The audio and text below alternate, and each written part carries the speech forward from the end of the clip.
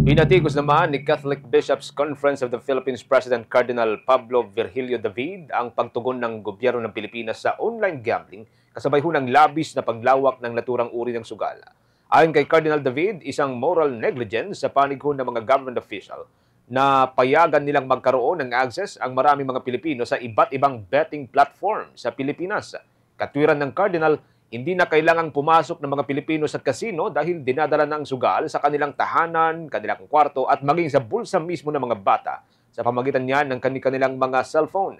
Pinuna ng Cardinal ang umano'y pagpukus lamang ng gobyerno sa obscure gambling site ngunit napapabayaan din ng bantang dulot itong mga local gambling platform na meron ding lisensya. Ikinababahala ng opisyal ang magiging epekto nitong mga naturang sugal sa bawat pamilyang Pilipino, lalo na sa anak nitong mga overseas Filipino worker na naiiwan sa bansa na posibleng gagamitin lamang ang perang pinaghihirapan ng kanilang mga magulang.